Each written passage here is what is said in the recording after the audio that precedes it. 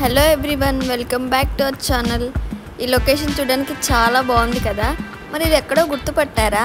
ఔరంగాబాద్లో ఉన్న ఎల్లోరా కేవ్స్. మరి ఇక్కడికి ఎలా వెళ్ళాలి, వెళ్తే మనం ఏమేమి చూడవచ్చు అనేది ఈ వీడియోలో క్లియర్గా చూసేద్దాం. ఎంట్రీ దగ్గర మనకైతే 15 రూపీస్ ఛార్జ్ చేస్తారు, మెయింటెనెన్స్ ఫీ లాగా. సో అది పే చేశాక లోపలికి వచ్చి మనం వెహికల్ పార్క్ చేసుకోవచ్చు.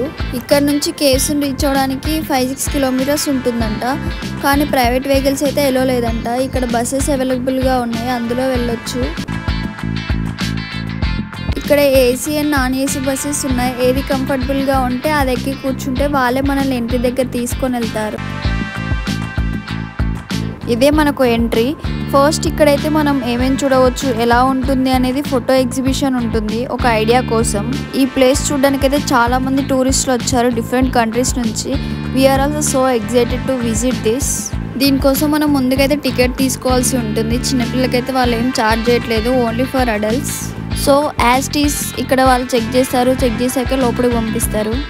ఇక మొదలెడదామా అంటూ మేమైతే కేవ్స్కి దారి పట్టాం. ఇది ఎక్కాలంటే ఎనర్జీ కావాలి కదా, మరి దీనికోసం మేము ముందే స్నాక్స్ అండ్ వాటర్ బాటిల్ సిద్ధం చేసుకున్నాం.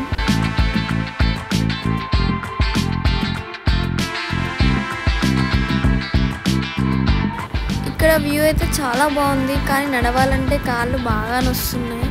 ఇంకెప్పుడు వస్తుంది అనుకుంటూనే ఫస్ట్ కేవ్కి అయితే రీచ్ అయ్యాం. గుహలు అంటే క్లోజ్డ్గా ఉంటాయి కాబట్టి ఇక్కడ మొత్తం చీకటిగా కనిపిస్తుంది. అండ్ ఇక్కడ లైట్స్ కూడా వేయొద్దంట.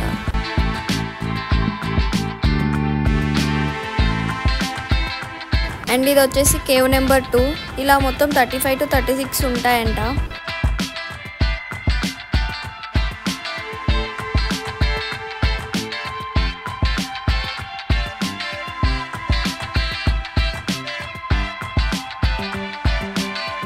ఇక్కడ హిందూ, బుద్ధిజం మరియు జైన మతాలకు సంబంధించిన విగ్రహాలు ఉన్నాయి. ఈ విగ్రహాలు అండ్ పెయింటింగ్స్ చూసి ఆ కాలంలో ఎలా జీవించేవారు, ఎలా కలిసి ఉండేవారు అని తెలుసుకోవచ్చు. ఇదే Ellora caves point of view. చూడడానికి చాలా బాగుంది కదా. జూన్ ఆర్ జూలై టైంలో ఈ ప్లేస్ని విజిట్ చేస్తే మనం జలపాతాలు చూడొచ్చు అంట. కొండలపై నుంచి చినుకులు పడుతుంటే చాలా బ్యూటిఫుల్గా ఉంటుందంట. ఈ విధంగా మేమైతే 36 కేవ్స్ని చూసి వాటి గురించి తెలుసుకొని ఇక రిటర్న్ అయ్యాము.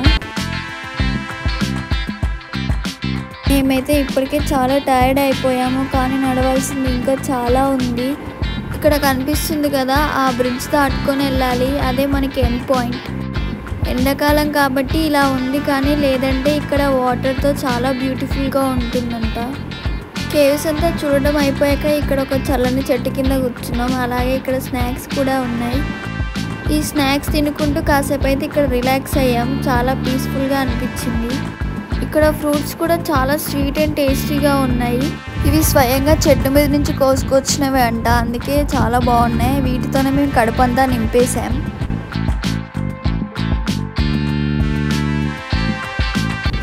ఇది ఇప్పటి వరకు మనం చూసిన ఎల్లోరా కేవ్స్ మ్యాప్.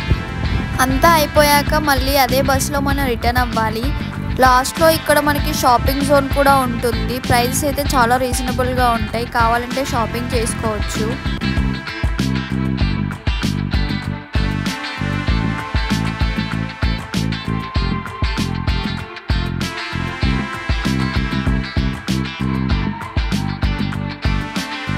చూసేసారు కదా, ఈ విధంగా మా ఎల్లోరా కేవ్స్ విజిటింగ్ అయితే కంప్లీట్ అయిపోయింది.